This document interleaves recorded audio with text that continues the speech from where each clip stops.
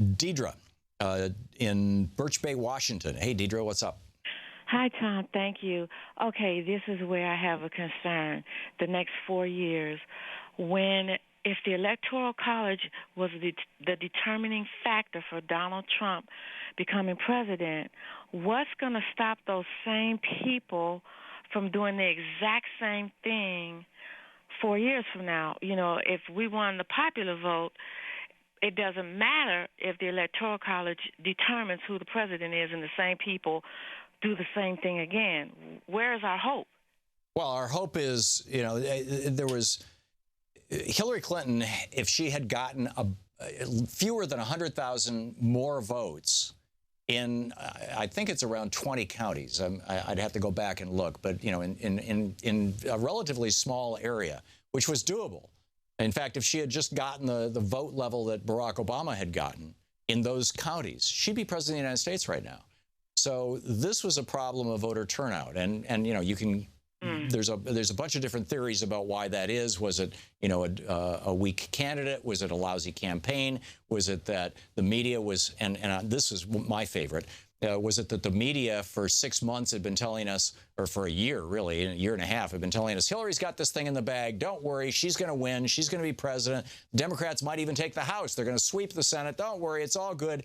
And the effect of that was that Democrats, who might otherwise be, activated and animated to go out and vote, said, it's a big hassle to vote. I think I'll just stay at work today, I'm not going to take time off from work and, lose a couple hours of pay or, go through the hassle or try to park and all that stuff and I have to find my ID and et cetera, et cetera. So it's really a matter, Deidre, I'm not hopeless at all.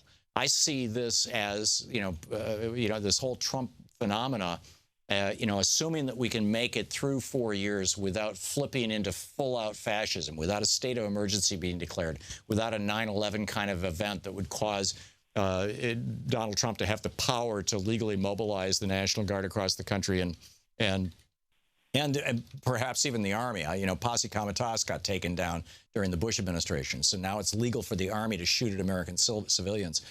It was illegal since the Civil War, and so. If that doesn't happen, I think, in the 2020 election, we have huge opportunities. But the really important one, frankly, everybody's looking at 2020, but the really important one is 2018. This is going to determine so much of what happens.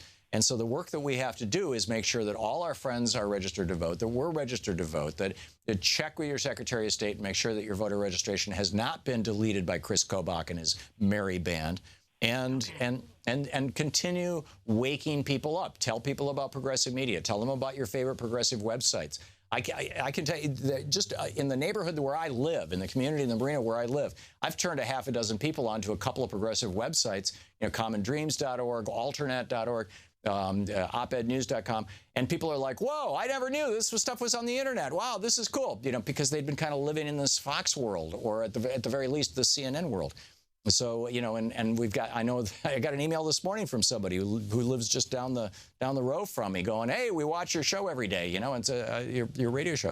And it's like, spread the word. That's what we've got to do, Deidre. That's what we've got to do. And this is, a lot of people are waking up on the one hand. On the other hand, these guys are cunning, and they're working from a playbook that was developed in the 1930s, not just in Germany, but also in Spain, also in Italy. It was done by Pinochet in Chile. It was done in Argentina. It was done in Mexico. It's been done over and over and over again. It's an old and easily read playbook, and they are working this thing. Yesterday was no accident, no mistake, no screw up. It wasn't incoherent. It was exactly what it was supposed to be. And we need to be pushing back. Deidre, thank you for the call.